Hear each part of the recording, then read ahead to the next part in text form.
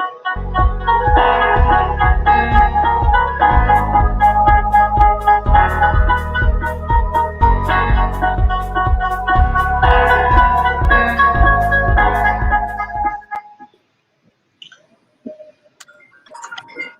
your life. Good evening. So, interventional cardiology has never been so exciting. So, I have with me Dr. Suma Victor on the panel. And then we have, as physiology and imaging are now dominating the picture. We have three presentations live in box by Dr. Jyotsna, and then we have Dr. Deepthi and Dr. Asha Mailmaran with OCT and physiology talks following. So we go over to you, Jyotsna, ma'am. Oh, thank you very much, Dr. Sujata. So, can I have my first slide? As we already discussed, this interventional meet, the main purpose is to discuss about the common things, not that the rare diseases or rare events are only we are going to show it. So, we should be able to explain in the all the things in the canaries what is happening.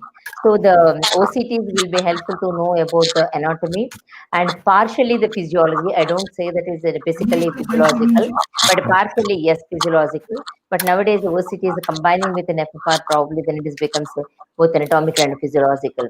So at this case actually the main problem with this patient is about a 53-year-old female.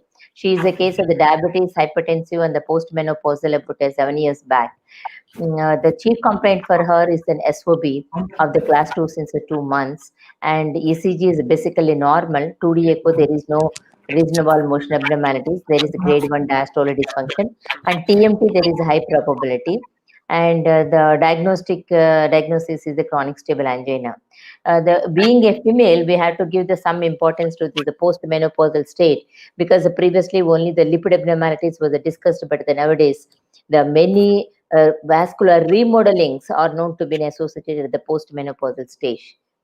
So the past history wise, the patient has a chronic stable angina previously, and that time was also is a TMT was a high probability.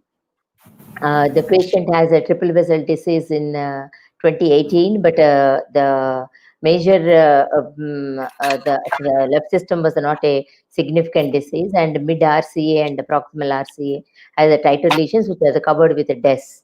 And then CT EEG when the patient came with the symptoms of exertional angina before hiking up the anti-anginal drugs on about a 1.5 year back, we did the CT scan. That time it showed about 50% of the LED lesion and the circumflex of the 50%. Nowadays, the CT scan evaluation is so good.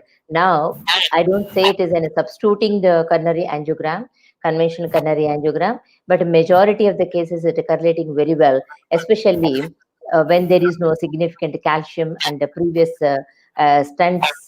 Always we may not able to see the whole length of the stent very well, but at least we can see the distal flows which can give an indirect evidences. So this is quite reliable. And so we thought that hiking of the anti-anginals is better, and always it is worth giving a 3 to 6 months trial of for a chronic stable anginas to have the maximum therapy of anti-anginals. And if the patient still becomes symptomatic, then it's better to go ahead with an invasive procedure. So that time actually we did an MPS scan also about 1.5 year back, which was negative. And now the patient is the symptoms on the maximum 4-drug regimen of the anti-anginals. The patient continues to have the angina. So we have to take for the angiogram. I think it's first better to go for the PPT presentation because this angios, you can't stop it to show to them. And it is the most important thing is the interpretation by the panelists and other people to tell about their opinion. So please go for the PPT presentation. We can come back to this and angiogram description subsequently. This is the PPT presentation? Yes, ma'am. Okay. So if you see the first, then no, you are going off for the PTC actually. This is not the one. Only we will first discuss about the angiogram. So can I have the first slide moving? Yeah, this is good. This is an LEVO caudal view. I think it is better to have a larger single angiogram showing. But anyway, it is showing the tight stenosis of the nostoproximal LAD, followed by this presence of the calcium. And there is significant calcium in the distal LMCA and an LAD, and there is an aneurysm following the tighter stenosis than osteoproximal, and the ramus is a very big vessel, and it has a mild blocking in the ostial area. Circumflex is taking at about the 90 degrees in angulation from that of the LMCA, and it is turning a little bit backwards with a mild disease at the proximal LCX. But other areas are not showing the much of the disease. Almost the same thing is demonstrated in the arrivocardal view with a significant presence of the calcium. But in the last one, then elevocranial, if you see it, probably just before the injection, you can make it out what is the significance of the significant calcium is the present almost from the distal left main till the mid segment of the LAD. And the eccentric plaque, which is present after the diagonal one, is also looks to be significant in this case in the epicranial view. So, with this, I would like to know the opinion of the panelists and how they wanted to proceed about it. Jyotsna, what about the RCA? RCA, the stents are patent. Yeah, stents are patent. So we have as we have seen, I see a critical stenosis according to me of the ostial LAD and calcification with an aneurysmal segment, and there is again a critical lesion and also a significant lesion of the ramus. So I, before proceeding with stenting, I definitely would like to do a physiology. That is, I would like to assess the FFR in both the circumflex as well as in the ramus, as well as all the three arteries before proceeding with any intervention. So I would like Dr. Suma to comment. Yeah, I would like to also see the RCA, how it is. Previous tense, is it okay, Dr. Jyotsna? Yeah, absolutely normal, madam. RCA, there is no problem now. RCA is normal, yeah. So this looks like a tricky things to me, actually. It's a trifurcation lesion. But I think on your side, you have the good angle for the circ. And circ ostium doesn't seem to be that significant to me. So I think circ, you can be little relaxed. Ramus is a big size vessel, but I don't think it's 2.5. Anyway, I think you need a wire in Ramus. And maybe I don't know about the physiology part of it, being a trifurcation lesion, but I think if you can do an IVUS or an OCT and check how the calcium is and how significant of the osteal lesion, it will be of help. Yeah, you mean to say that I OCT is wouldn't worry required about the to. circ at this point. I think circ is Okay. Okay, it's well taken the point. sorry. Now, my point is that OCT you wanted to know about the type of the calcium and risk for the intervention, or it requires any further devices to do that, or do you wanted to see anything else? Like now, Sujata is commented on. She is slightly worried about the ramus and the circumflex. So, would you like to see then osteo of these things are also on the OCT? Or you wanted to only classify the severity of the calcium and the OCT? Uh, Basically, Jyotsna, if I go ahead with an intervention, this would be a high risk intervention. I would have to stand from the left main into the LAD. So definitely, I would like to know the side branches, how they are, and before committing myself to as you have shown, the MPS is negative, and the symptoms you have said are not very significant. So in such a situation, yes, I definitely see that the ostium of the LAD is showing a critical stenosis. But since I would like to assess the side branches, I would definitely put my wire down the LAD. And if I am stenting, definitely it's a high risk intervention. Definitely I will use imaging, and imaging not only to pre-procedure stratification, because pre-procedure stratification, it helps not only in telling us about the lesion morphology, whether any calcification we need to do, any calcium debulking, the landing zones, and the diameter of the vessels, because definitely we have to stent from the left main into the LAD.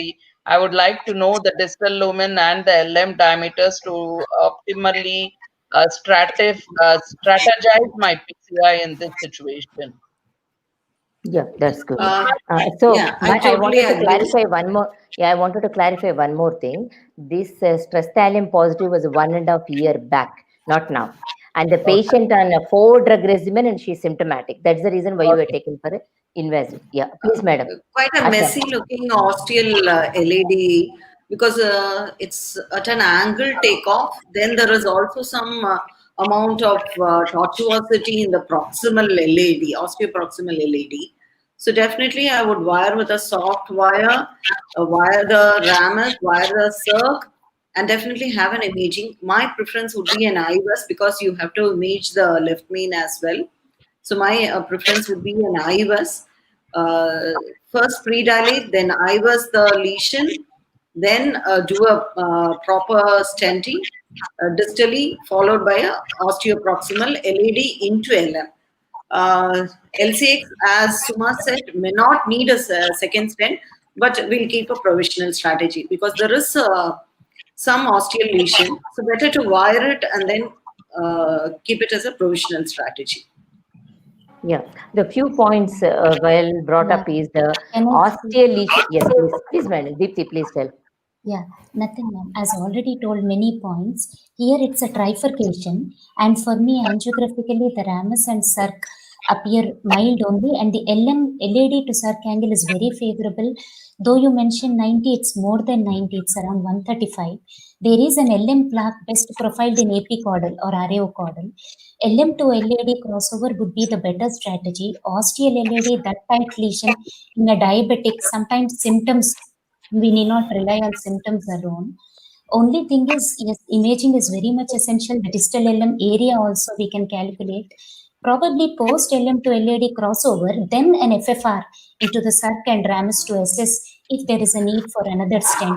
We can reserve the physiological assessment maybe after the stenting. Otherwise, outright this degree of lesion, maybe in trifurcations LM to LAD crossover, keeping it the procedure simple, and post crossover stenting the FFR to circ would give us a better idea to manage. Maybe that would have been my strategy.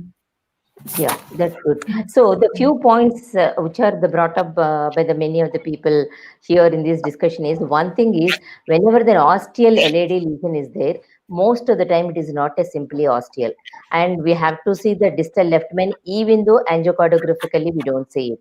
So definite imaging is a mandatory. In this imaging, should we do the IVUS versus OCT? That is the problem.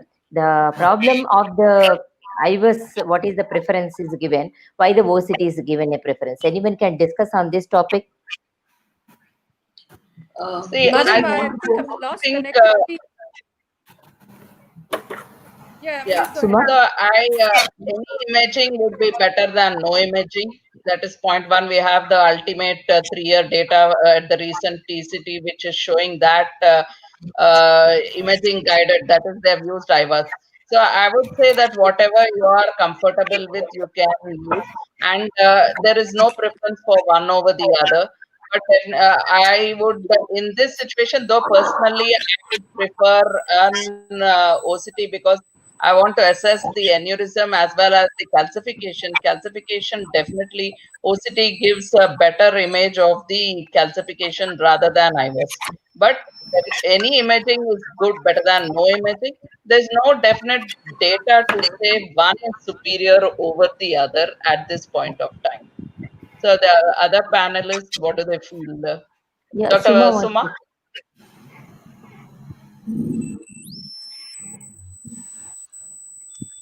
Probably Suma, you had to unmute. We are not able to hear you. Jyotsna, also, Yeah, we don't have an I was optical this, lesion, so I don't mind OCT one, at this point of time. yeah, I was this. The reasons is one, I need to evaluate the left main. Two, there seems to be be a tortuosity, I would feel more comfortable to push down the IVUS catheter than an OCT catheter, which is more fragile. 3, if I need to stent it from the left main ostium, then definitely OCT is not going to be able to help me, because I need to disengage the guide. And in that case, I would have problem in imaging, because you need deep engaging and good for a good OCT runs. Also, if there is an aneurysm, which is, it doesn't look like a big aneurysm to me, but there are aneurysms, then I think the depth being more visible, I would prefer an IVUS over OCT. But OCT definitely has a little more advantage in terms of imaging, and especially of the calcium. So, but overall, I think I would put an IVUS down. Yeah, now I will tell my opinion about the OCT versus an IVUS in this case. Why I prefer the OCT in this case is about the calcium. The calcium and the IVUS, usually it is can't penetrate through the calcium. So it produces as a negative shadow. So whatever is behind, it can be the seen as that nothing is seen. So that is a major problem. Whereas with the OCT, it can be seen in the surrounding tissues without any interference. So that is very, very important. And especially the Japanese classification after the OCT, the calcium and the risk scores, the scoring system of the for the OCT dependent on the calcium is looks to be the maybe a edge over the IVUS, because it can't penetrate the calcium. That is the first point. And second one is about the aneurysm. What is my point of the discussion? I will go through the subsequent slides.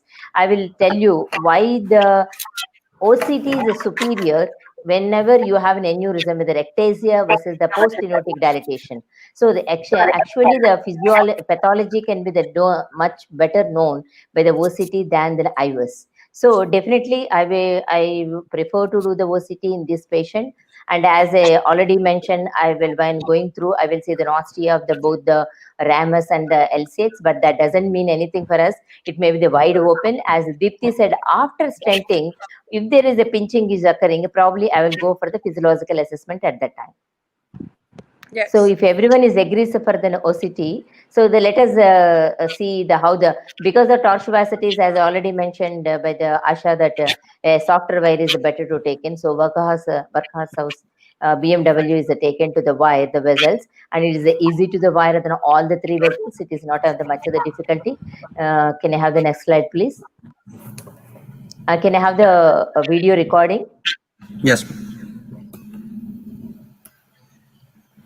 That's as you know, I'm very physiology, so I wanted to do a free. I always find it very interesting to see the physiology before, after, especially stable ischemic heart disease.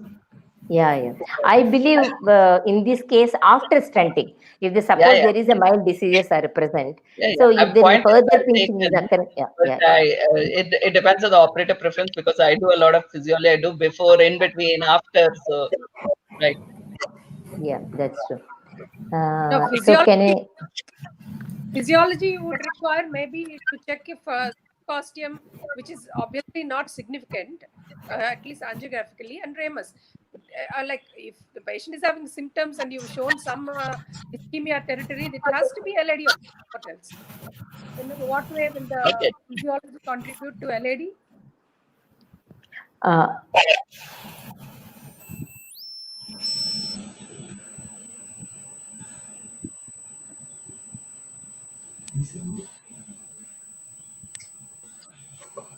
one of the doctors, Deepthi typed that the assessment of the calcium and different with IVUS and OCT is different.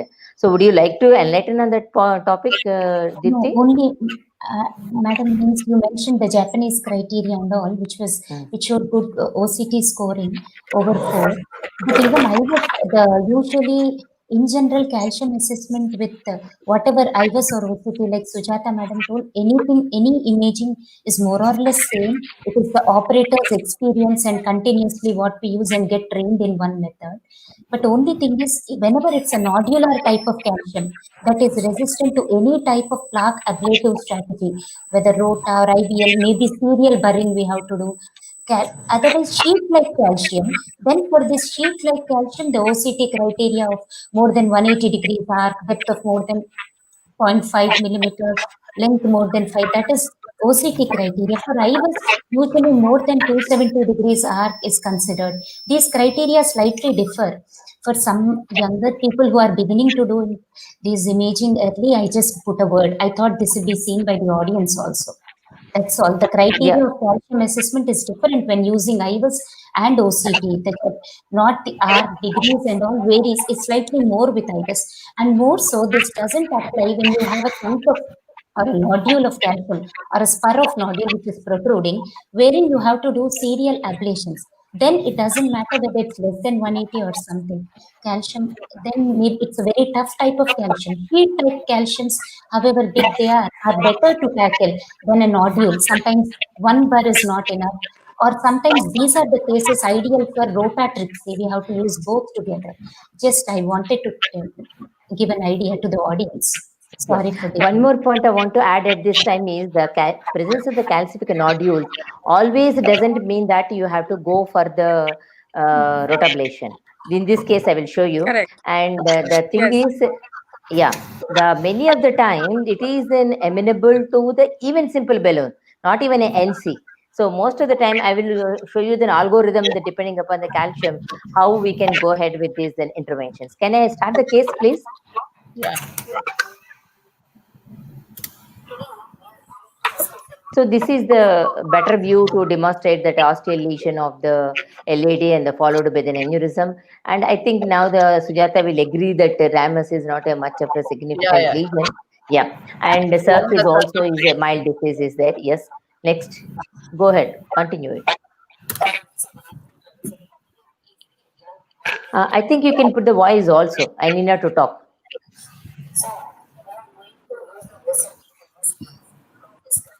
That voice is not at all coming.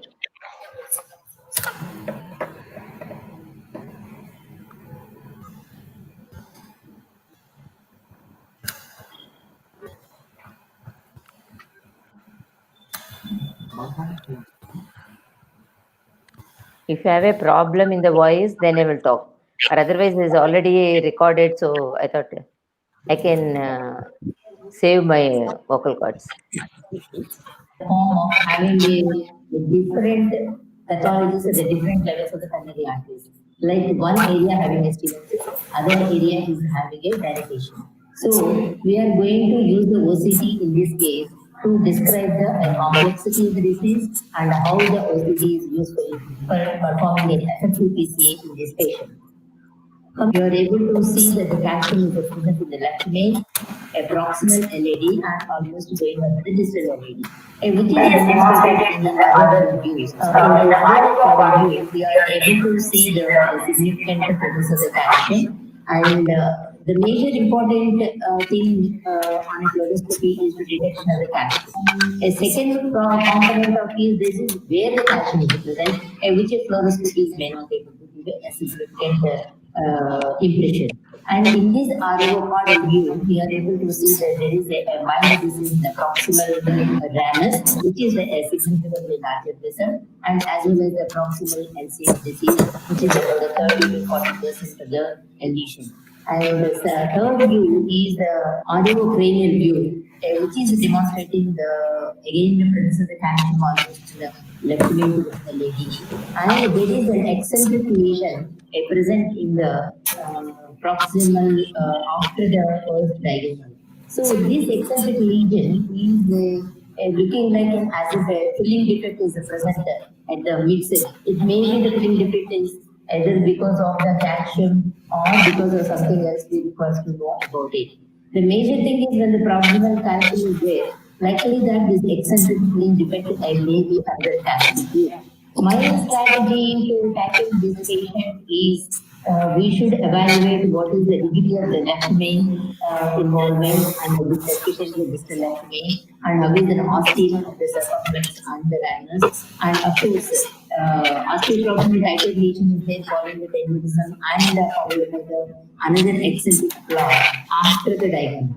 So all these things we require a better delineation, the morphology of the coronary lesion by doing the OCT. For that, I refer to all the three results because, as I already mentioned, RAMS is also a significantly bigger calculator, and there is a disease and an osteum of the RAMS as well as the osteum of the LCS. So we cross the wire to all the three branches as shown in this figure, and the wire is not a major problem. The wire is also a great clue to us what is the degree of the calcium. Sometimes if the calcium is the intraluminal calcium, we will have the more grittiness while passing the wire itself.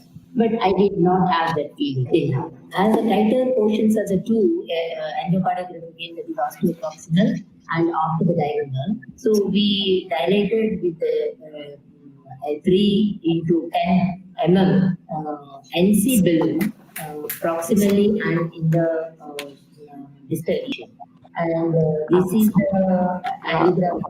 Pavan, can you stop it for a second? But if you see the degree of About the same this point of the discussion, should we dilate it before the tighter lesions, or should not we dilate it before doing the OCT? This point I think we discussed last time when Sujata's case was there. So I wanted to know it. This much of tightness of lesion, usually you dilate or you don't dilate it? It's better to pre-dilate. Better to pre-dilate and then go ahead. Yeah. So it is well known that.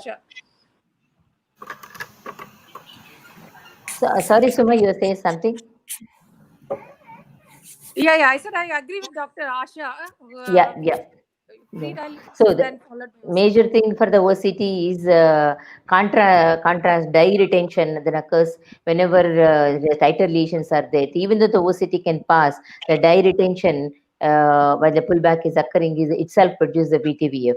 So better to have a dilatation. Up to the extent that the OCT can go without any friction. So we pre-dilated it with 3 balloon, actually, not a smaller sized balloon. So next one, please. Expansion of the balloon that also give a clue to you whether it is a non-dilatable lesion or not. At the tighter portion is also the dilatation is occurred, means it's a good sign that it is a balloon dilatable lesion. That is true both osteoproximal and after the diagonal lesion. So this is an angiogram demonstrating that after the balloon dilatation, there is no slow flow phenomenon or anything. And then we pass the OCT run. Now we pass the OCT run to see that what is an actual morphology. One of the practical points of the OCT is that whenever the tighter the OCT is better not to do the OCT. And many people think that the morphology changes. So before changing the morphology to see the morphology, they want to pass it. But whenever the tighter lesions are there and the diastasis occurs, there is chance of repeat development. So better to have a minor balloon dilatation so that the lumen will be created to pass in the OCT without any resistance. So we did the dilatation and we passed the OCT. So that rules out any left-minded disease. And the lower down the image, if you come here, concentrate to see the ostium of the circumflex is very clear. And as you are already showing on the monitor, the ostium of the circumflex, which is not narrowed at all. And there is a castic speculum presenting into the lumen of the ostial LAD. That is causing the narrowing of the lumen. And at the ostial LAD, the diameter is about the 3.5 mm in the diameter. So the important thing is the classification of the calcium on OCT is it depends upon whether it is present superficially at the deep or the calcific nodule. Usually, much more we are worried is the superficial calcium, which is near to the intima. When they are present in the deeper layers, then we may not be a problem to do the effective PCI. So mainly depending upon the type of the calcium detected on the OCT, we have to plan for our PCA strategy. So at the ostium, we got a calcific nodule. Let us see in other areas how it is going to be. We are able to see the aneurysm. On the left side, we are able to see the OCT run from the distal LAD to the left main. As we are seeing in the longitudinal view, we are not able to see any disease in the left main. Here we are not depicted, but you can see when the OCT is coming near to the left main, there is no disease in the left main at all. So that rules out that we need not to do anything in the left main. And the right lower corner is at the bifurcation side, where we are able to see the osteomer circumflex, which is an undiseased area. And exactly at the ostium of the LAD, there is a calcific nodule protruding into the lumen. At this area, the LED size is about a 3.5 millimeters. Pawan, it is a repetition. Why don't you go forward a little bit and describe the other areas calcium? The very important is determine what type of the devices we are going to be using to have a successful PCR. Suppose if it requires a different devices to debulk the calcium. Here, in the hospital, you are able to see the calcium nodule. So we have to plan our strategy depending upon how is the calcium at the proximal. Can Pawan, can you stop for a second? Say it is there. Yeah, and now I want to say that the calcium is not a 180 degrees. It is extending from the 11 o'clock position to 7 o'clock position, and it is a deeper calcium, not a superficial calcium, so less than 180 R. And there is a calcific nodule is protruding at the ostium of the LAD, and the extent of the calcium is nearly about a 4 mm. So I wanted to know the strategy after seeing the calcification on the OCT, the continuous length. I'm not saying that from the proximal till the end is only 4 mm. The continuous calcium is present up to the 5 mm, not beyond that. So every stage it is 5 mm. There is a gap in between the 5 mm.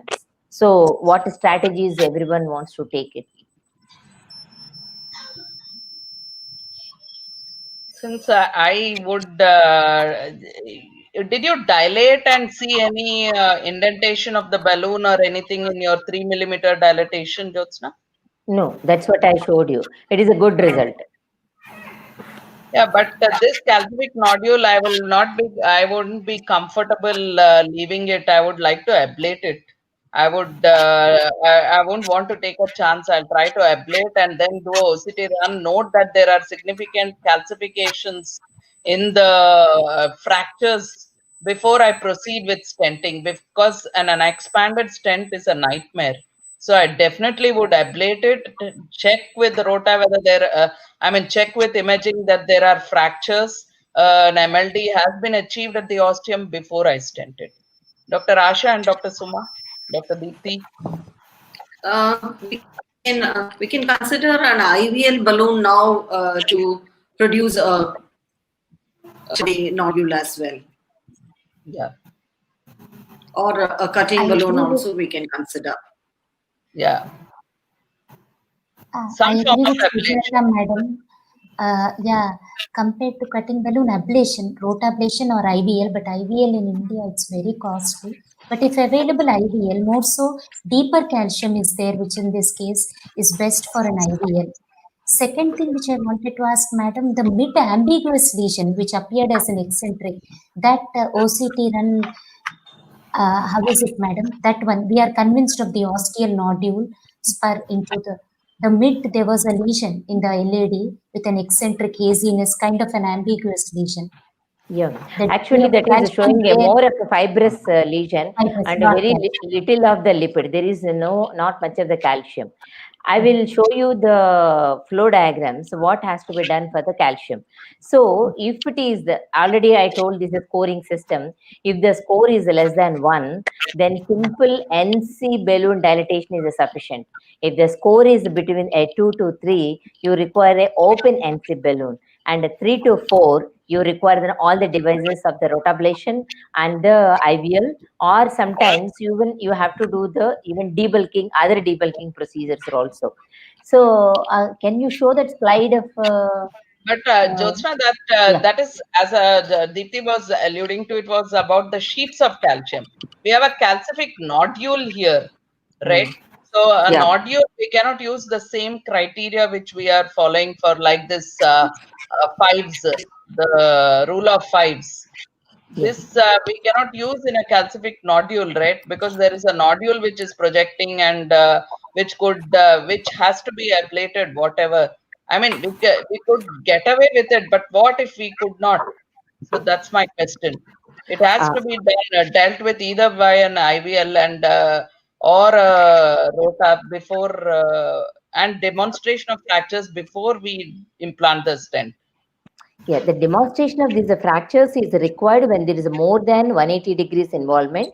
So, because the stent expansion requires a breakage in the calcium. So, the breakage of the calcium here is need not to be demonstrated.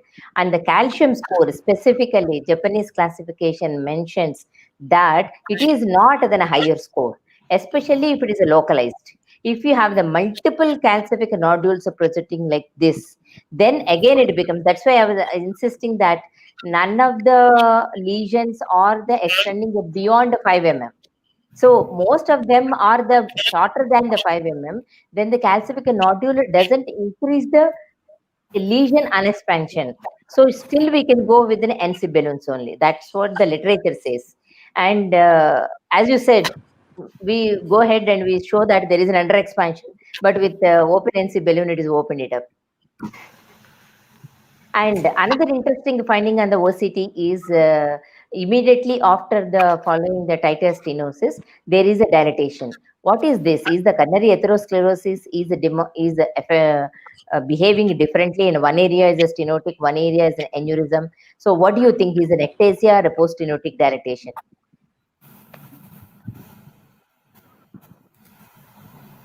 Yeah, you can run, Pavan. It goes on. With take out the voice so that we can hear the panelist opinions. But you can go on, run the OCT. And the end of the LED to No, take out the voice so that we can hear the other people's voice. Yeah, please, madam. I wanted to your opinion about whether the post-stenotic dilatation or aneurysm or ectasia.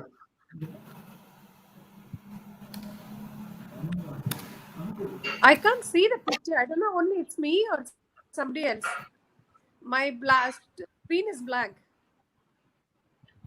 No, we can see the slides, Ma. We can see the slides, Ma. Oh, Can't we call it ectasia, Jyotsna? It's 1.5 times the artery diameter. Yeah. Post-stenotic dilatation itself. Yeah, the major problem is previously they used to think is we need not too much worry about the ectasia versus this post-stenotic dilatation. If it is more than 1.5, the size of the reference vessel diameter, we can label them as an ectasia, and there is no difference. But the recent concept of the post-stenotic dilatation is entirely different from that of the ectasia. The major thing is mainly because of the pathophysiology. There are a lot of the differences between both of them.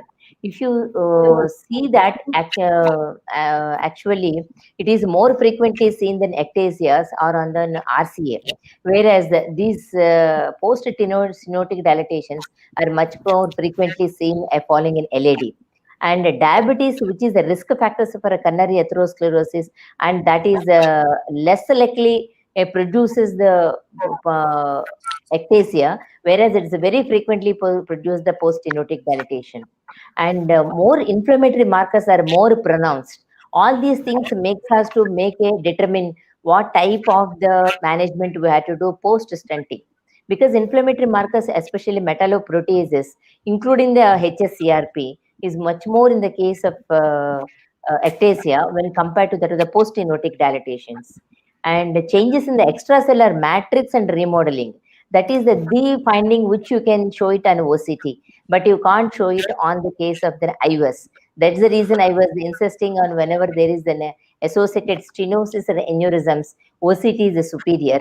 I will show you the static image of the aneurysm, which is showed about a 5 mm, whereas the ostial LAD it is about 0.75, and normal size of the distal LAD is about 3 mm. But at the aneurysmal site it is a 5 mm, and we are able to see all the three layers, including the media.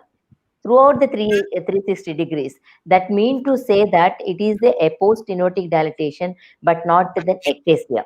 The post-stenotic dilatations requires a different management than the ectasia, mainly not for the stenting. A post-stenting management makes the difference. So, can you show it, Pawan? Can you run that, the OCT run, to show these changes on the...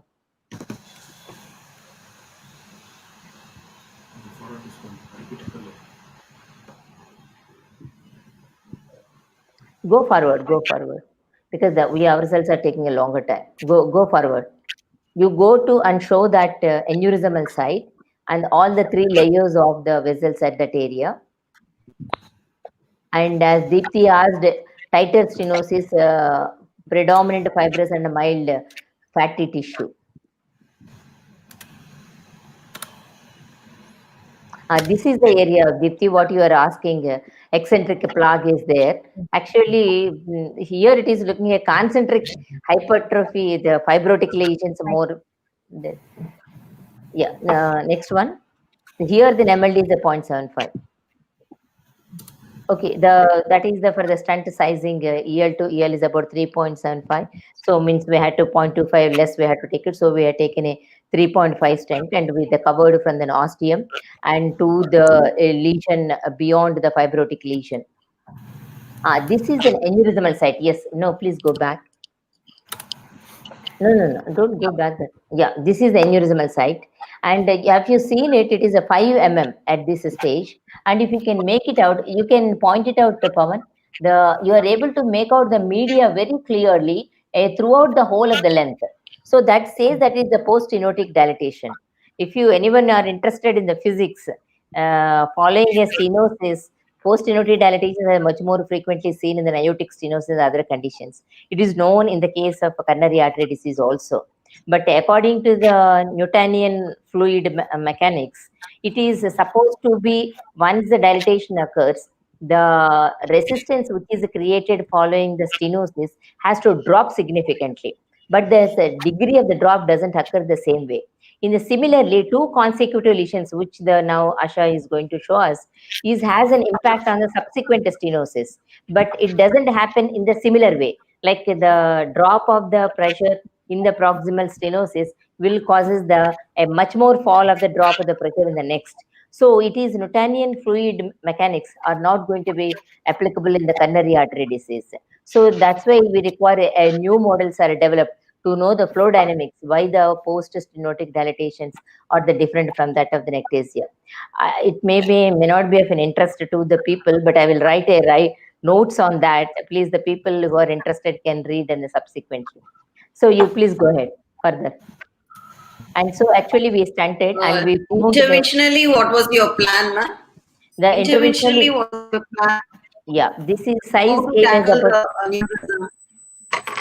yeah, because the left main is not showing the any disease, so we wanted to exactly put it the ostium of the LAD and extend up to the lesion in the beyond the diagonal lesion. So we taken about the EL to EL came as a 3.75, so we downsized by the 0.25. So 3.5 into the 32 mm length stent we had taken, we deployed. And post stent IVUS, you show that post-stent IVUS, OCT. There is a under expansion Why didn't at you the... stent from the Why didn't you Sorry. stent from the left main into the LAD? Left Why main is did you? absolutely normal. That's what I showed you. No, but always whenever there is an ostial LAD lesion, it is always better to stent from the left main into the LAD. It would make your job much easier rather than stenting just the ostium. You could miss the ostium, and if anything happens to the side branches, you're stuck. Once you stent from the ostium into once you stent from the left main into the LAD, you're safe. You can deal with whatever problem that occurs. For example, today I dilated the ostium. There was thrombus in the proximal distal left main. All these things can be really avoided by doing a left main to LAD stenting, a provisional stenting, as we were discussing. What does the panel feel? Would you have stented only the ostial LAD, or would you have stented left main to LAD? Dr. Suma? Dr. Asha?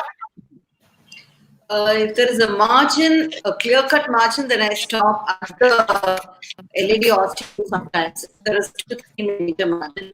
But if there is no margin like this case, I think it's safer to stent across into the left knee.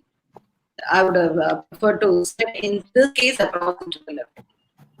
Deepti? Dr. has done a good job, but I would have preferred LM to LED crossover, ma'am, because I would have preferred LM to LED crossover.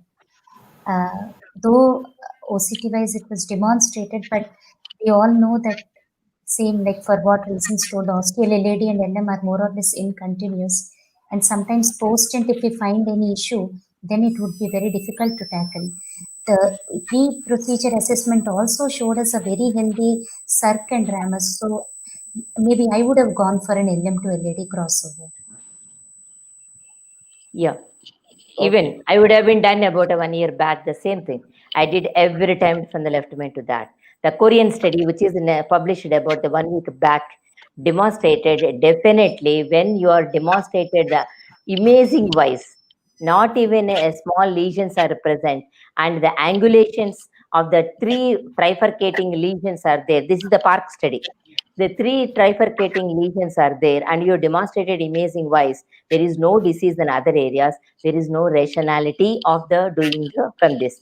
If it is a concentric lesion presented in ostium of the LAD, then plaque shift can occur, but that plaque shift is also not physiologically significant. This is the Korean study by the Park. Okay. We'll go ahead with the... I usually please. also take it down the left main length. Can you all hear me? No, your voice is lost, madam. Low, ma'am. Yeah, so the left main length, if it is usually less than 8 millimeter, it's better to stent from the left main ostium into LAD. But if it is a long left main, you are safer stenting it to the LAD ostium. Because even if 1 or 2 struts come into the left main, I think it doesn't matter. Safer that like way. Yeah, I agree. I used to do it every time. So every time on the left main to the approach yeah. Yeah. Yeah. It depends on the operator. No approach is wrong. I think we'll go ahead with the stenting. Jyotsna? The post-stenting IVUS, post-stenting OCT, I showed an under expansion at the ostium, exactly where this red stent in the rendered stent images. We are able to see the red marks exactly at the ostium, and then we dilated with the 3.5 open NC balloon, and it was the result is good. And can you show the last run?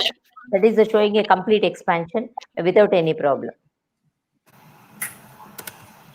So my main aim of the why don't you show a last OCT run? So my main aim is to tell about the coronary arteries will behave differently with the same atherosclerosis. Sometimes it is a stenotic, sometimes a dilatation.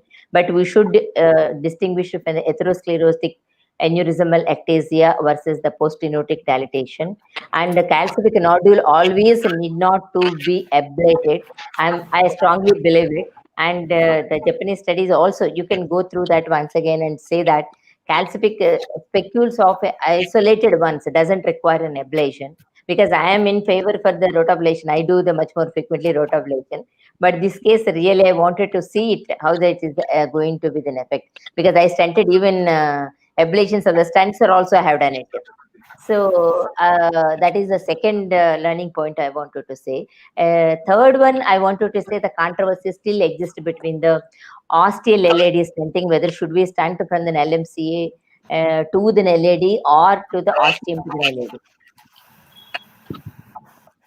LAD. Jyotsna, in the aneurysm, you showed that the struts were hanging. Did you dilate again with Yes, a bigger? there is actually there is a dissection is shown beyond the stent margins in the aneurysm. So again, we took the 4 mm balloon at that area and we dilated once again. So you basically deployed a can you show that before the last run? Before the last run, we showed a dissection in the aneurysm, but that was beyond a stunt margins.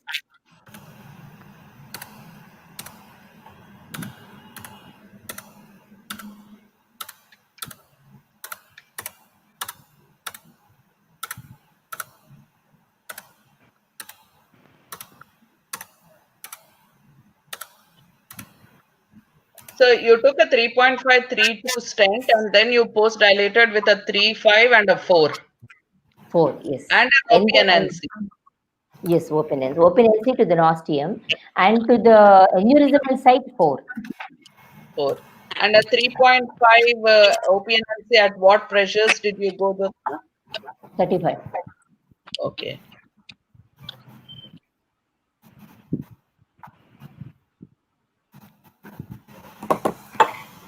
Anyway, I think we took a longer time for this. Should we go for the other presentations? Can you show the last run before we go on? Final result? The final result? Yeah, final result. Final result. Yeah, I think I would like to see the stent expansion where the calcium nodule was. That's true.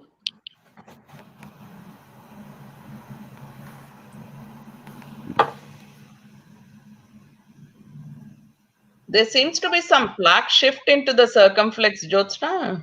I did FFR to the ramus. I have not done to the circumflex, which is normal. Ramus also looks tight. Ramus looks to be tighter. So IVUS wise, actually the same.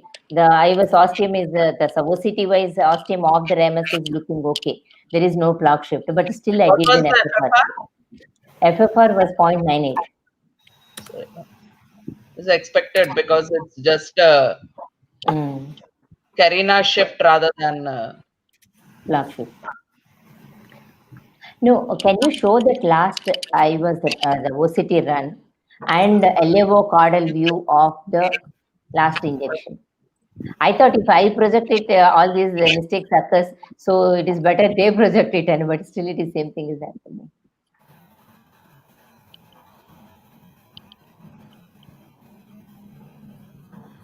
Madam? Yeah. Yeah, one more. Aneurysm with the dissection. This you are able to see that right lower corner there is a struts are here, and you are able to see the dissected segment. You can zoom it a little bit more if possible. Yes, Dipti. No, aneurysm size, I think in No, aneurysm size is 5. Yeah. Is 5. So post procedure you have done post stenting 4 millimeters. Did you consider any 4.5? These newer generation stents we can go +1, +1.5 because no, the when problem aneurysm is size was 5 before, you ended up post dilating with only 4. That was just a little worrisome for me. Yeah, the always concern is there is a space between the stunt and the aneurysmal site, so that could be the site of the thrombus formation and can extend into the intraluminally. So that is the problem. Always that is a concern. But in this type of the post-stenotic dilatations, or even though all 3 layers are preserved, there are likely to the rupture if you go for the higher pressures. So it is one of the indication not to go to the size to the approximate the stunt to them. So you have to think that there is no external or internal elastic membranes are not very effective in the post-stenotic dilatation. So you can't go to the size of the aneurysm at the site of the aneurysm. Ideally, as we already know that these aneurysms requires a covered stent, but we can't do it because the major branches are there coming. So we have to take the stent which has an narrow windows between the stent struts. Okay, thank you.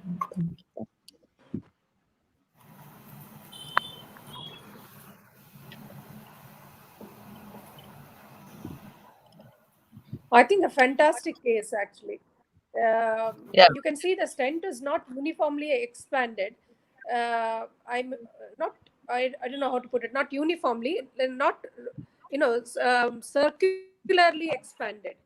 It is some areas it's oval and some areas it is a little bulging into the lumen. But that's how you would expect when you have a calcium nodules or calcium spurs which are protruding into the lumen of the artery. Usually it is just an abnormal shape of the stent that is taken, but usually does nothing happens if you keep them on good anticoagulation methods.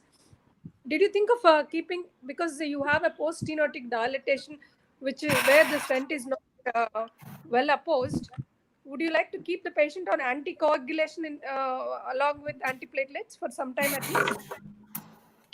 Actually, my experience says, madam, give more of anti-inflammatory.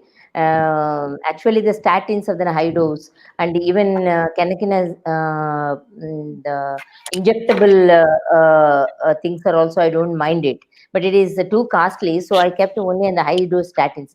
Anti-inflammatory is much more useful in these type of the dilatations than the higher antiplatelet drugs.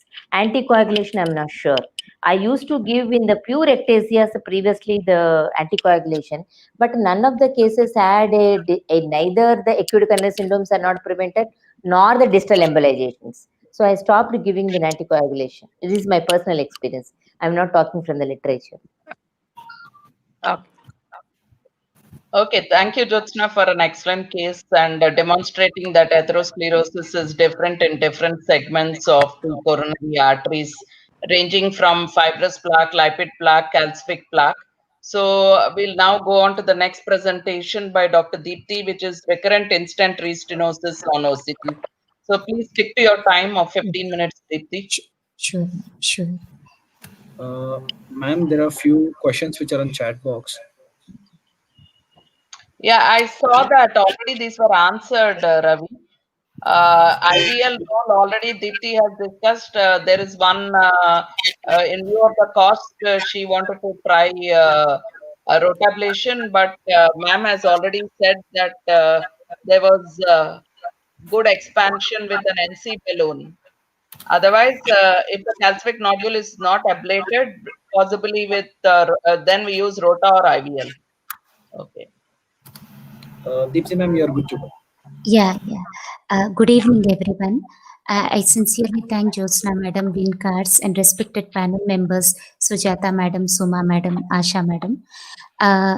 This is a simple case after a very great learning from the earlier case.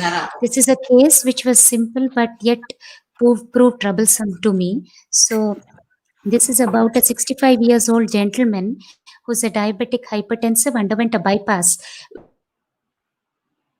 in around 20 years ago, had a graftine 12 which showed left grafts were patent and graft to the RCA was diseased, therefore stented to the proximal RCA graft with a DES.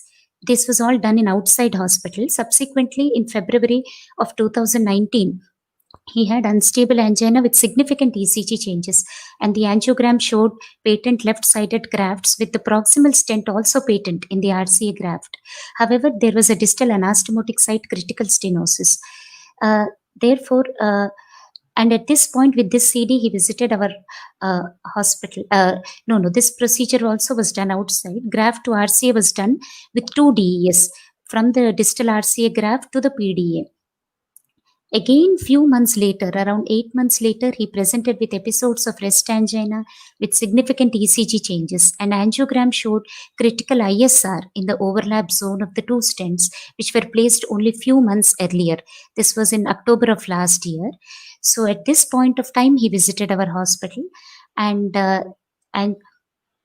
PCA, because in view of already 2 stent layers present and it was a focal ISR, so we did a drug eluting balloon with a 3x20 sirolimus balloon and with immediate good acute result. Subsequently, again few months later, he presented with same like previously rest anginal episodes with significant ECG changes, and he was hesitant because of his recurrent symptoms. He was hesitant to visit hospital, and he took almost 12 sublingual sorbitrates, and despite that, in the lack of symptom relief, he visited our hospital. And this time also, the graft angio shows similar findings with the left-sided grafts patent, right-sided RCA graft, proximal stent patent. The overlap zone of the 2 stents in the distal RCA graft has an ISR. In view of the recurrent ISR at the same site, this time we planned for an imaging guided PCI. This is the angiographic picture showing the graft in the proximal RCA and the graft in the distal RCA showing an ISR. So, as already discussed earlier, in the presence of tight stenosis, we first did an initial pre-dilatation with a 2.5 into 10 NC balloon, and after the pre-dilatation, we did an OCT run. The OCT run, as we all know, here initially it's showing a more or less homogeneous pattern of ISR, but here it is showing a heterogeneous pattern of ISR in the maximum area with significant luminal narrowing. And at this point, almost the luminal is narrowed to around 1.68 millimeters square with a significant ISR. With this OCT run, we could conclude the still pictures of the previous OCT run shows that there is a significant malapposition at the area of the two overlap zones. There is a malapposition. In addition, there is a fibrocalcific plaque, heterogeneous type of ISR with a fibrocalcific plaque. Usually, DES-ISR most often is supposed to cause this heterogeneous pattern with neoatherosclerosis as the more commoner than a frank neointimal hyperplasia like the BMS ISR. And also the minimal luminal area was significantly narrowed to 1.68 meter square. So this valuable information we could get the heterogeneous pattern of ISR with neoatherosclerosis and significant malapposition. Also, there was some underexpansion documented. So with this information, we went ahead because of the fibrocalcific nature and areas of calcification. We went ahead with a initial dilatation with a scoring balloon because the key for all optimal angioplasty is a proper bed preparation. So we did with an angiosculpt 310, but even with the 310, the balloon was not expanding properly. Subsequently, we took an OPN 3 into 10 balloon, and this OPN balloon expanded well. And this is the post OPN balloon dilatation in the right side panel, what we can see. Well expanded stent. So, and finally we stented with a DS 3 into 24. Also the initial OCT run showed the distal reference diameter also as 3 millimeters. So we chose 3 into 34 balloon, and this is we did an OCT run post-stent which showed some underexpansion in the proximal portion. So we post-dilated with a 3.5 into 8 balloon, and this is the final OCT run after the post-dilatation. So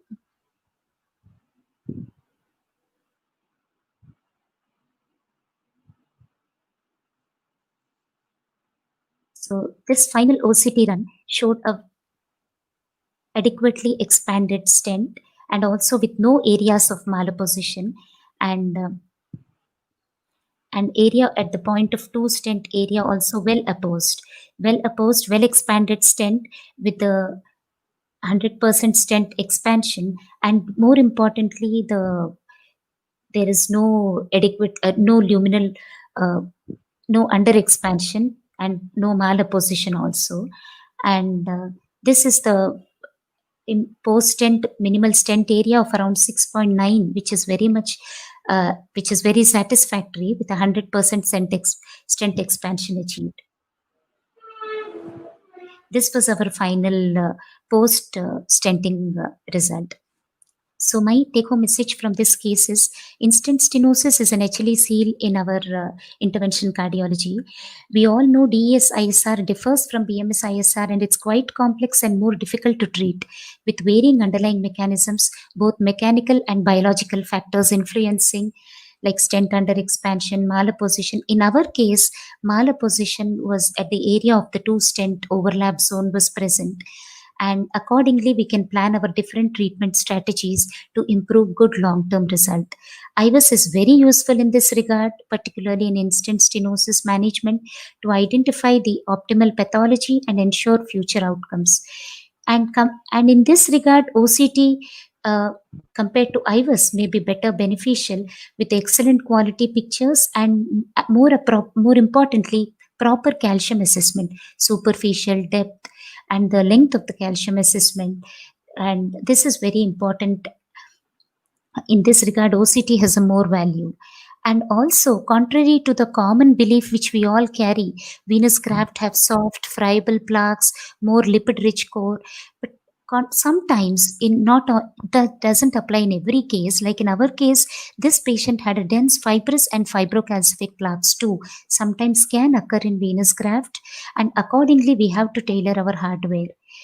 And this case also raises a question whether drug-eluting stent is superior to drug balloon, as shown in the meta-analysis of RIBS 4 and RIBS 5 trials. And maybe the mistake which I had done earlier in the few months earlier, he presented maybe the use of imaging and drug-eluting stent instead of a drug-eluting balloon in the October of last month may have prevented this incidence. And last but not the least, we have to focus our strategy. We have to change our focus from optimal treatment. Of course, treatment is important, but we have to shift our strategy to even proper prevention of ISR by optimal bed preparation, choosing our appropriate landing zones, and adequate lesion coverage. We tend to think as mild plaques and we can land them, but these all are sometimes turn out to be dangerous. And choosing our proper bed preparation strategies, landing zones, and other plaque morphology, all these are helpful with an appropriate imaging right in the first instance itself. Initial stenting itself will help to prevent ISR. As we all know, prevention is better than cure. So these are the learning points which I learned from my case. This we all know. Just I put a slide of the Ron Waxman classification of the DES ISR. And thank you. This is a small case. Thank you. Any questions or anything? Excellent Please case, Deepthi. Dr. Suma. Deepthi, very well done. And I perfectly agree with you. My experience is also that I also have thought putting multiple layers is more harmful. So I first tried DEB in a patient who had a second ISR. That is a stent, and within that another stent, and then ISR. So I first tried DEB. Then again he came back. Then finally I did the same thing, OCT guided, bigger stent, and got a good expansion. And after that he has not come back for nearly 3 years. Exactly, ma'am. Even the meta-analysis of RIBS 4 and 5 show that. And with the newer third generation DES with very thin struts, what concern we had of additional big metal, that is little lower. But of course, I am less experienced. Maybe But OCT guided is very important to get to prevent under expansion and malposition. That is very important when you put multiple layers of stents. That is the most important. Yes, ma'am. Thank you, ma'am. Congratulations. Panel for you.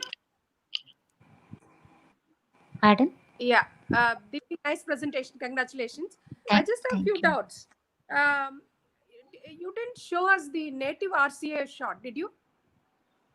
Ma'am, native RCA is ostial stump occlusion. I didn't show any of the native vessel, ma'am. Yeah, native RCA is just ostial stump occlusion right from 2012 when he underwent first stent in the outside hospital. From last 2 visits, he's visiting us. Left system. Yeah, I have few comments. One is whenever there is stent malposition or under expansion, and atherosclerosis, stent thrombosis is more likely than neo-intimal proliferation. One, especially so in a venous graft where you would expect a thrombus lesion more than a neo-intimal proliferation. But it can happen. I'm not saying it should not happen. And you didn't mention what DES you have used. 334 Medtronic Onyx stent I have used, madam. Previous was a everolimus stent, Zions Expedition, because I used that. This time I used as a everolimus stent. Yeah. Hello? So Am I clear? Yeah, you're clear. Yeah. I could hear you. See, it also happens, the Medtronic stents, I think, have about 18% of nickel in their composition. So I'm glad that next time when you put in a stent, you used EES, not the same stent. I think in this case particularly, you would want an EES because there is data that in stent restenosis that EES stents have performed well and the other stents have not studied. But I think if I would have to put in a neointimal proliferation, I would take the inflammation as a serious point and would consider something from either Boston Scientific or a Terumo. They have less nickel composition in that stent. Yes, The ma'am. First final time, point that I want to make is, if it goes on happening, at some point you should think of opening the native RCA, even if it's a stump occlusion, then go on stenting it. Would you consider that in future, maybe? He comes back with yes, another ma'am. I just stent pray God that he diagnosis. should not come. And and this is just from ostium occlusion. From I didn't have that pictures. It's from ostium flush occlusion, and I'm not so experienced in CTO. But definitely, I'll take someone's help and try. I only pray he shouldn't come back.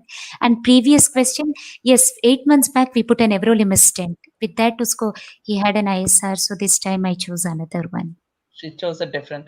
Dipti, in the panel, there is a comment, or some member is concerned Yes, about ma'am. the use of an OPN at the anastomotic site. Yes, ma'am. Actually, this I after reducing initial the first 2.5 NC balloon, I mentioned during my presentation also. OPN we used, even I was scared. Later I used a scoring balloon. Balloon was not yielding. Then we used OPN. Yes, right. Anytime in a venous graft or in an anastomotic site, we should be cautious. As a last resort, when it's not yielding, we prefer it. In my case, when it was not expanding and when there is so degree of malapposition and another expansion, and at every step we were using OCT, means after each ballooning also, I didn't show all those. I showed only the pre and the last one. It's a very nice question. We should definitely not try it first outright. What pressures but- did you go to, and what three? You used a OPN. 3 OPN, and Yes, went ma'am. up to? 3 OPN I went to 35 atmospheres. Angiosculpt only nominal, 8 No, atmospheres. OPN. Actually 6. OPN nominal is only 30. If you use OPN within the stent, it is all right. Even if it's an anastomotic site which is being covered by the stent. Yeah, but in No, general, one more point of the anastomotic site is, if initially you are doing the anastomotic site, that is much more frequently related to the surgical procedure. So the anastomotic sites are usually some fibrosis occurs mainly because of the stitch problem. But once you are stunted and you did so many procedure, then you need not to worry about the anastomotic site. It is no more, it is a stitch related. So you can use any method of the devices for the opening it up. And she and has more 2 stents there, importantly, so no problem. imaging gave the confidence at every step to assess where we are and to guide me to what pressure I can safely go. Otherwise, Probably without imaging, I imaging won't gives have. you the anatomy, but it doesn't say that you Yeah, can go to but this much of pressure. Perforation no, can yeah, happen at any time, but this is safe because this anastomotic site is not the surgical related. It is the instant problem, so you can go to the higher pressure is not a problem. One more point I wanted to show you is actually, if you are seeing the fibrotic lesions near the stunt struts, there are the more of hypodense areas. Actually, whenever the rapid restenosis occurs, we see this type. So when I went through the literature, actually, we also reported a case which is occurred within 21 days of the stunt. Probably that is a hyperreactivity to the polymer or something may be related. There also the same thing is happened. The near the stunt struts, you will have the more hypodense areas, and these hypodense areas, in your case also, extends beyond the stunt margins. That is because the collagen, it is not the lipid. Okay. If everybody agrees, we'll go on to the presentation by Dr. Asha Mahilmaran, and now we are into physiology. Ma'am has a talk on FFR and serial lesions. I think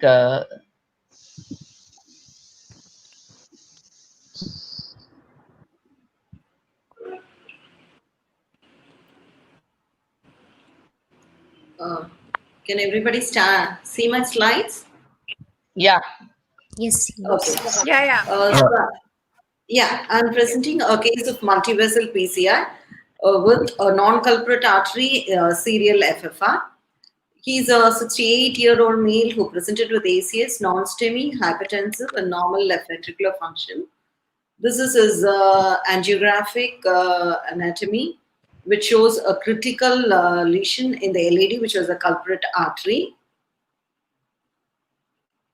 and a very tight stenosis in the proximal LAD across the major septal.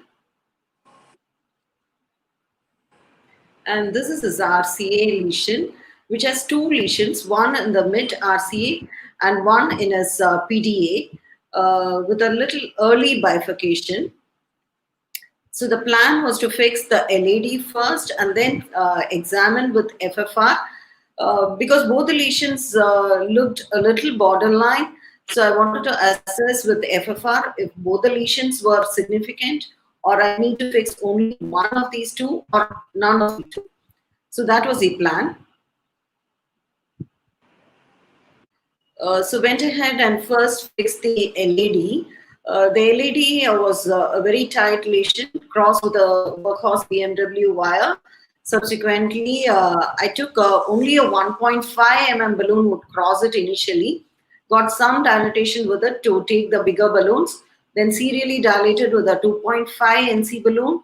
But you can see that it was not giving way at all. Very tough lesion with probable calcium. I did not do an imaging for this patient.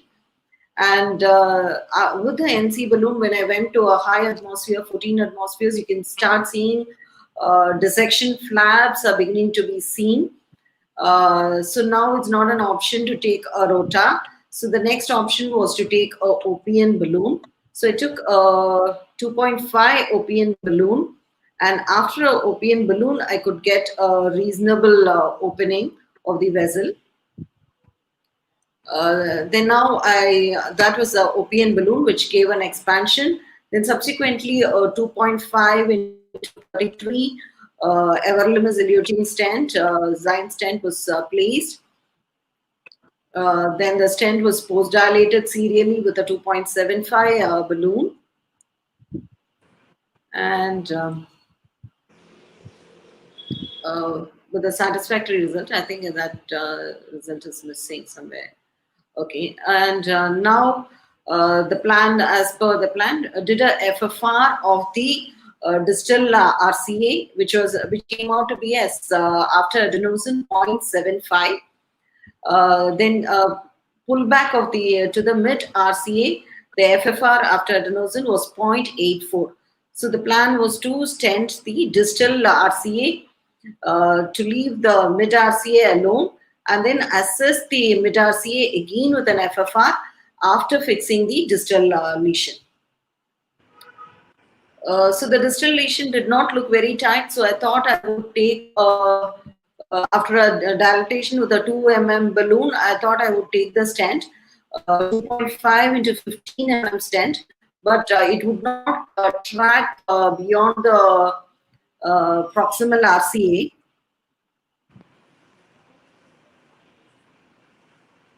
So I had to use a guide liner over the balloon. It was tracked. Then finally I could deliver the 2.5 into 15 mm stent.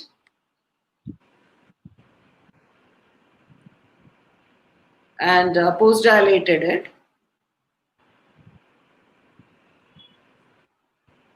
And that was a final result. Did a pullback FFR finally, and that came as 0.89. So the decision to leave around the mid RCA was quite satisfactory, and that made the procedure much simpler. Because angiographically, if you look, then you would have ended up stenting the whole lesion, putting probably a length of 48 stent or something, and which was not actually required for this patient. And this was actually done in April of 2019, and he's on regular follow-up. He's asymptomatic. So serial lesions, non-culprit artery, it's always better to do an FFR to assess. There can be some crosstalk between serial lesions, but this crosstalk is much lesser if the serial lesions are more than, it is said, if it is more than 6 vessel diameter apart, then the crosstalk is much lesser. There are mathematical ways of calculating, but they are a little more cumbersome. You have to calculate the coronary wedge pressure after occluding with a balloon, etc. So the most common practical way which you do is a pullback between the distal lesions and the proximal lesion. If the distal lesion and proximal lesion both are not significant, leave them alone. If the distal lesion is not significant, fix only the proximal lesion. But if the distal lesion is significant, you fix the distal lesion first, then reassess the proximal lesion. And then if still the FFR is not significant, then you can leave out the proximal lesion. This was a method which I followed. So it's open for discussion. So, ma'am, I would ask the question in this. If you had a resting indis, would you have used that instead of Yeah, FFR? yes, exactly. That would have definitely made it more easier. But at that time, IFR was not available. This was done in April of 2019. Certainly, I would have considered at this point of time to use an IFR, which would be much more easier in a serial lesion. The other thing was, why was your stent delivery so difficult? You were using a small stent, and why was it so difficult to pass such I think there a? was some calcium in the mid RCA. Probably a calcific nodule was there, which was preventing the stent from tracking. So I had to use a guide liner, and then with the guide liner, then it went in smoothly. Did you stent across the PLV, ma'am? No, I have not.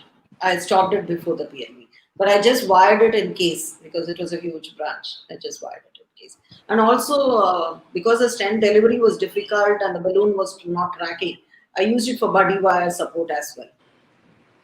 Okay. Any other comments, Dr. Jyotsna, Dr. Suma? I want to comment about this post-intervention reassessment is very, very important. As Asha is already mentioning, the distal stenosis will have an effect on the proximal positivity of the FFR. So whenever you think that if the total lesion is showing a significance, and so you stunt it distally, and you don't test the proximal FFR subsequently, the proximal FFR may become a significant. So this thing has happened, especially when the branch stenosis is significant. You open up the branch, you are doing a hyperemia. So this open up the branch will contribute to the rest of the myocardium which is there previously. So which was not previously as an insignificant FFR. After the stenting, the distal lesion may become then a significant. So after the intervention, we have to see the FFR, that is important. But the latest concept, not the latest, in 2019, there is a publication on the D index and the IVUS in these residual FFRs, which are not absolutely normal, but is definitely the below the normal. Like in this patient, you got the FFR of the now before coming out of the cath lab is 0.89. But what we expect to have and not to have the event rates is more than 0.9, preferably more than 0.95. So this is likely to have the event rates. So this D index is used and with an IVUS guided. So probably it's a controversy point. Maybe interfering, maybe the important to have it. Thing which you Final can FFR of a good value. And another thing which you can do in a serial lesion, if you have a large branch where you can park the FFR wire, which is normal, then you can do a pullback from the branch into the proximal lesion. And this is what is recommended when you do the left main especially. You go into a non-disease branch and then you do a pullback, which will give you a FFR. So whenever there is a non-disease branch, you could use that for FFR assessment in serial lesions. That's what I'm saying. That was the concept, but we demonstrated a few cases, and it is we presented in the TCT also. When the branch stenosis is there, that area is not contributing to the vasodilatation by the hyperemia. This is only in FFR. It doesn't happen in RFR when you are taking it. So once you dilate that branch and stunt it, that will contribute to the myocardium. Means like previously the infarcted myocardium which is not contributing, now the other amount of the myocardium is added. Now that becomes a significant. So even in the branch stenosis, a significant sized branch stenosis is there. Even though you take the FFR from the non-diseased vessel, still the proximal lesion has to be assessed after the treating the tighter lesion. So coming back to the post PCI values, So we have again discordant results. We have the target FFR, which has showed not significant event rate, even if the post PCI FFRs are less than 0.90. Then again, at the same time, we have the defined PCI trial, which has studied IFR post PCI. They have studied the IFR values, and they have found that more than 0.95, the event rates are very low. And whenever the FFR is less than, I mean, the IFR is less than 0.95, they found that it is due to a focal lesion which has not been treated in 81% of the cases. And they treated that, and they found that IFR values above 0.95 are definitely better. And what I'm trying about target FFR, physiology guided optimization they have done. I mean, they found, supposing they would have found this FFR of 0.87, they would have tried to optimize it. They would have found out where it is, what is contributing to this abnormal FFR. They treated it, and this physiology guided optimization was found to be no different. So on 2 counts, we have 2 studies which have given, which were presented at TCT, which I would like the audience to go into: the target FFR and the defined PCI studies. The only thing but is when this we are is the doing problem. sorry, ma'am. No, this is the problem is when you are having an FFR distal to the stunted segment. Now I am talking about a diffuse disease producing a decreased FFR. It may be the good result of that in the distal to the stunted segment. So that is also has an implication. Like this case, there is a diffuse disease in the proximal LAD, and your distal. Yeah, so you have a 0.89. So this also has an impact, not just after the stunted segment FFR. When we are doing imaging optimization, do we really need to do FFR pre and post in every case? That would also become more challenging. We are adding on to many add-ons to the cost. So that becomes challenging, especially in our country.